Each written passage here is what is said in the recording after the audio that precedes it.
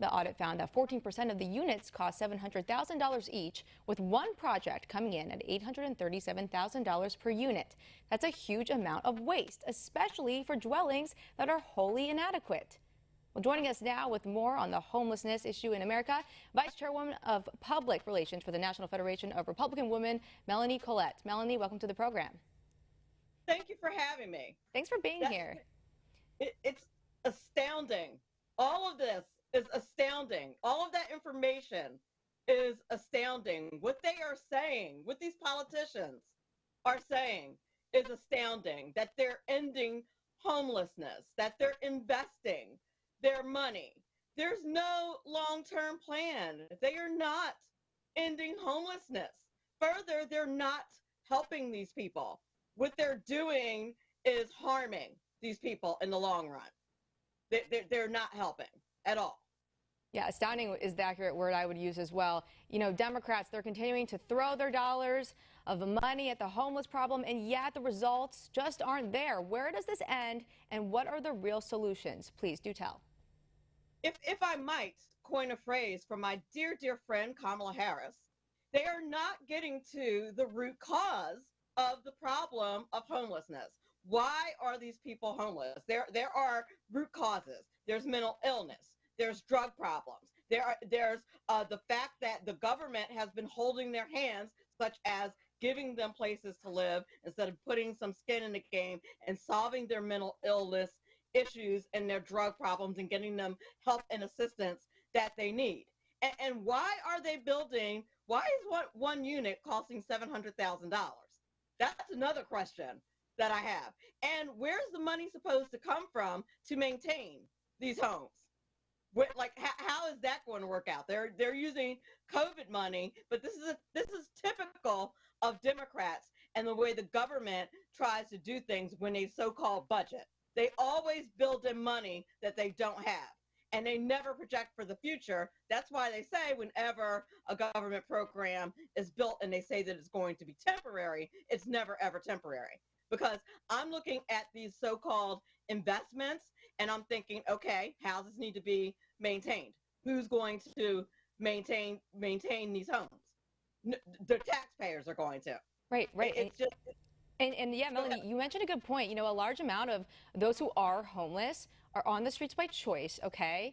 You know, it's not so much of a housing issue as it is that they want to go back. And if they are in housing, by the way, usually what does happen is they fall into the trap of getting back into the drug arena and they end up right back on the street. So how do we convince those who don't want to be helped to accept these handouts?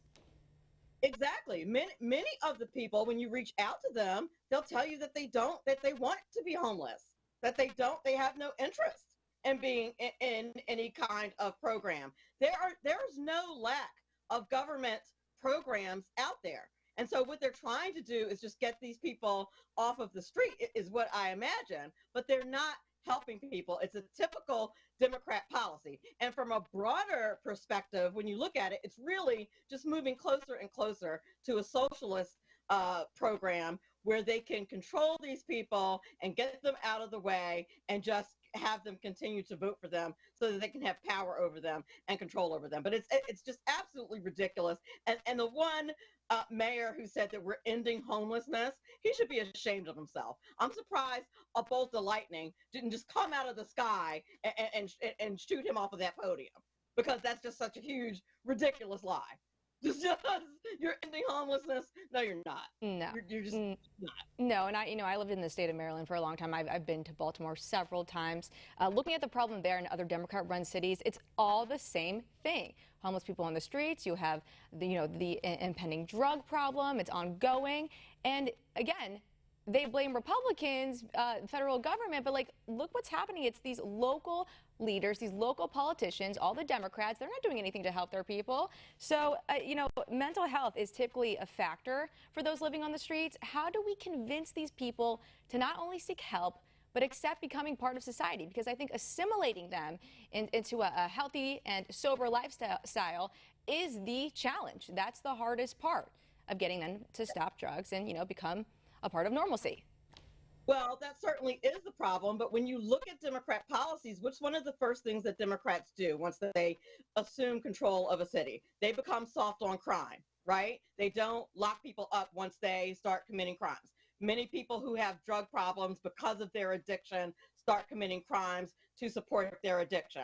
They refuse to lock them up. They're in and out of jail. That's one of the first things you probably need to do is lock them up and get them on a program. You need to now maybe perhaps what should happen is in lieu of them being locked up for extended periods of time, they should be required to go into some kind of program. You know, the Democrats are always complaining that Republicans want, drug addicts to be locked up for extended amount of time. Not necessarily. That's not necessarily so. But we do want something to be done, and we don't want them to be out on the streets continuing to victimize innocent people. So do something about it. But there are root causes, like I said, to coin a Kamala Harris phrase, so similar, just several root causes to homelessness that need to be addressed. And simply just building free homes for them is not the answer. But that's what Democrats like to do. Government is always the answer. More government, bigger government, and no self-sufficiency at all. They want people to rely on the government, and the more the better. And Melanie, I'm sure you and I could go back and forth on this for hours. Unfortunately, we're going to have to leave it there. Yes, education, family upbringing, so much more. Maybe you'll come back on the show and we can rap about it more. But until then, thanks so much.